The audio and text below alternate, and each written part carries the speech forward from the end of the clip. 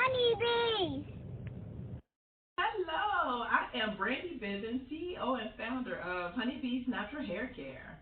I've been receiving a lot of questions in regards to when did we start Honey Beez and what's our story. So I thought I would make a video and answer all the questions at one time. So we actually started Honey Beez in about 2017. It was by accident. I was already on my entrepreneurship journey. I own a store called The Hair Plug, store and a website. And I was also a full-time wife, mother, and I also had a full-time job at a Fortune 500 company. So I was on my way. One day my daughter came to me and said, "Mom, I have a science project. I need to go to the store and get my supplies."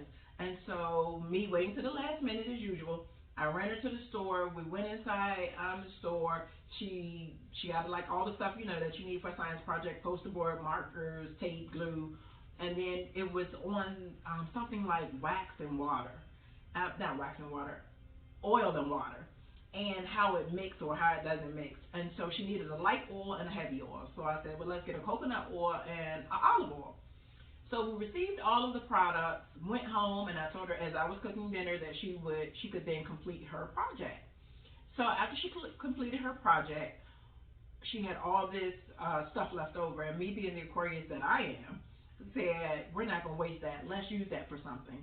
And I had previously seen this YouTube video about body butter. And so I said, let's do it for body butter. And so we created, we found the video, and I cannot think of the young lady's name, and we started to do her recipe for body butter. But we didn't have all the ingredients that she had or that was needed for her recipe. So I said, well, let's just use what we have and see how it turns out. We did the recipe and absolutely loved the body butter. Absolutely loved it. It worked better, way better than any lotion, anything that I had ever purchased in the store. The body butter was much better. It left my skin soft, smelling good, glowing. I mean, feet not ashy, elbows not ashy. It just totally worked much better. Later on in the day, your feet not going to be ashy. The body butter really works. So that morning, I was putting it on my arms, and if my hands were greasy, I had the excess on my hands. And any mother knows this: when your child walked by, I just grabbed her ponytail and her hair and was like trying to get it off my hands, putting it on her hair, trying to get the excess off. I rubbed it on her face, and we were out the door because we were late as usual. And so we were out the door. That evening, I came home. And I saw her, and I was like, what did you do to your hair? Did you wash your hair, condition it before I got home? And she was like, no, I haven't done anything to it since this morning. So what was different was her hair was moisturized, and usually it's dry. We all have very dry hair. Me and my two daughters have very dry hair. Even though we have different hair textures, we all have that dry hair. And so I was like, wow, your hair is still moisturized. I was like, oh, okay. So went on to that night, took showers, took baths, and later on, I put the body butter back on. Again, my hands were greasy, and so I just put it on my own hair. Now, for my hair, I was wearing a wig at the time, so I had the set it off braids, the Queen Latifah set it off braids going to the back. So I had those. I took the stocking cap off, and I put the butter all over my head, and my hair, put the bonnet on, went to bed, woke up the next morning, hair soft, shiny. I couldn't believe it. I was like, oh my gosh, why is my hair so soft and shiny? And so I was just dumbfounded about it. And so, put the stocking cap back on, put the wig on. I'm a person that always wear protective hairstyles. I am very busy. I mean, I don't have no time in the day, so my basic glam is either braids, the twist that I have in my hair, or a wig, something that's quick. I can put my makeup on, I'm out the door. And so I need something that's convenient for me. And so I was wearing a wig that day, put the wig on, walk out the door, we're gone. So that day when I got to work, I started thinking, I was like, my braids were so soft and shiny. My daughter's hair was soft. What is in this body, what is in this body butter? So I started writing down the products that I put in there, and I started researching it on the internet. And what I learned was that the products were great for hair and skin, which, you know, your scalp is just skin. And so I was like, wow. So I thought to myself, I'm going to tweak the recipe some more. And so I started researching like oils good for 4C hair, for thick hair. And when I did that, I would write down all of the recipes, all of the ingredients, and then I would just kind of add it and play with the body butter recipe. And as I did it, I started putting it in our hair just to kind of see what would happen, using it as a moisturizer. And so I would put it in my girl's hair, put it in my hair, and, you know, I would tell my beautician when she washes it, put that in my hair before she braids my hair up to, you know, reinstall the wig. And so we did it, and I went back the next week for her to, you know, the maintenance on my hair, and she was amazed at how moisturized my hair still was. And my daughter's hair was moisturized. And so they would let people at school, you know, in the locker rooms, they would use it, and everybody that I would let use it loved this moisturizer, this hair moisturizer. And so I said, well, you know, as when I would make it, everybody would be like, could you give me some? When next time you make some, can you make me some? So I went to the dollar store, bought some jars, and as I would make it, I would put it in jars for people who would ask for it.